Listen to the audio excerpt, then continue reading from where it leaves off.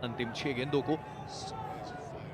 बिल्कुल अंकित, कॉन्फिडेंस बहुत ज़बरदस्त है। दोनों ही बल्लेबाजों ने अच्छे कनेक्शंस दिखाए हैं, कुछ बड़े हिट्स खेले हैं और अब प्लेटफॉर्म पूरी तरह से सेट है। आखिरी ओवर है ये पारी का और दोनों ही बल्लेबाज एक अच्छी पारी खेलकर मैदान पर हैं, तो बड़े हिट्स देखने को मिलेंगे।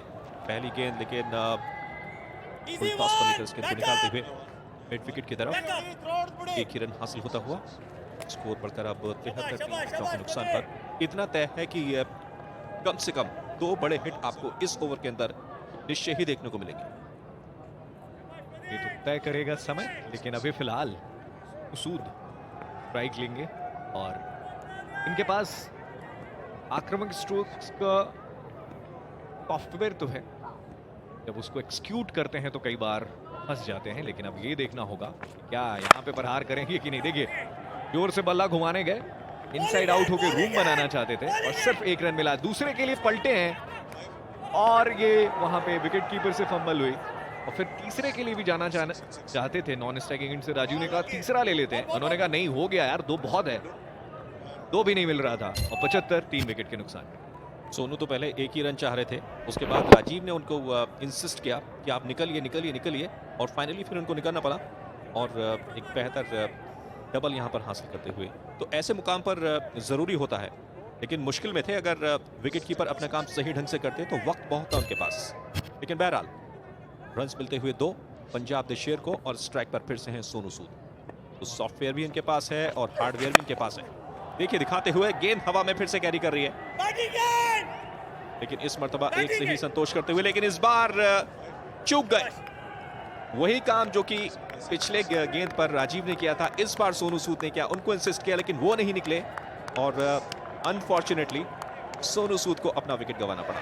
वापस लौटते हुए सोनू सूद 16 गेंदों पर बेहतरीन 29 रन की पारी खेलकर विदा हुए कप्तान साहब और स्कोर फिलहाल है 76 4 विकेटों के नुकसान पर। देखिए किस तरह से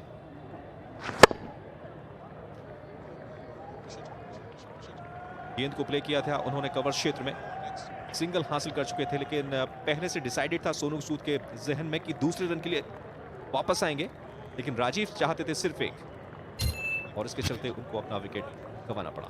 सोनू सूद 29 पर विदा हुए और 76 है स्कोर पंजाब द शेर का 4 बल्लेबाजों के नुकसान पर।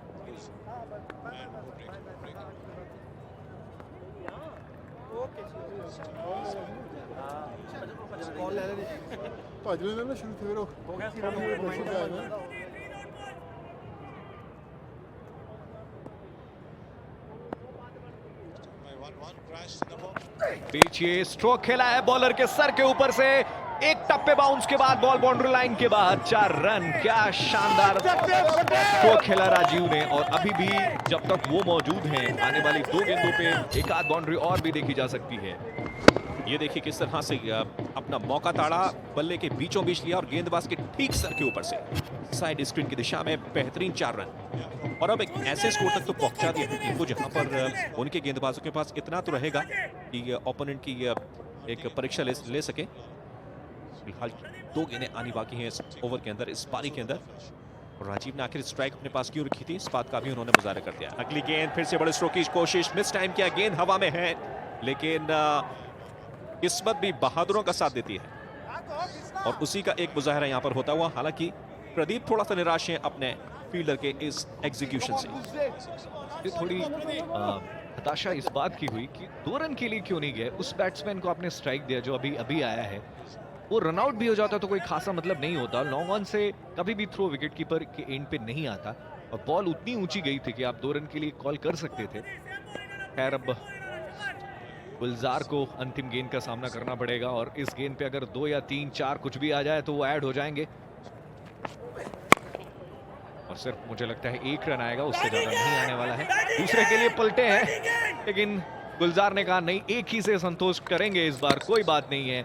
और 10 ओवर्स के बाद 82 4 विकेट के नुकसान पे तो ये रहा लेखा जोखा पंजाब द शेर का, जो एक वक्त बहुत ज्यादा स्ट्रगल कर रही थी और फिर 56 रनों की क्या शानदार भागीदारी हुई और फिर उसके बाद जो मैच पलटा, ऐसा पलटा कि 82 स्कोर हो गया 4 विकेट के नुकसान पे। और जो जैसे हम बात कर रहे थे कि 5 ओवर का जब वक्त बीता था 6 ओवर का, तो उस वक्त स्कोर था सिर्फ 28 रन। तो उसके बाद किस तरह से वापसी की है आप अंदाजा लगा सकते हैं।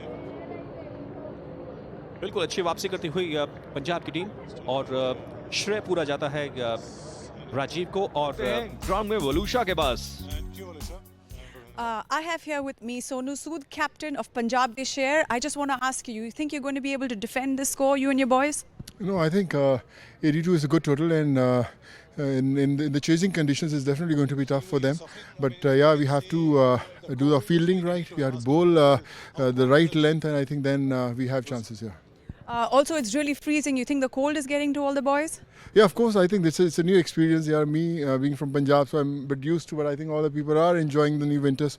But yeah, it's tough to feel in this weather. But yeah, I think it's a new experience. So. Well, okay. Thank you very much. Hoping and wishing you guys all the very best for this one. Thank you so much. Over to you guys in the box. 30 seconds to the break.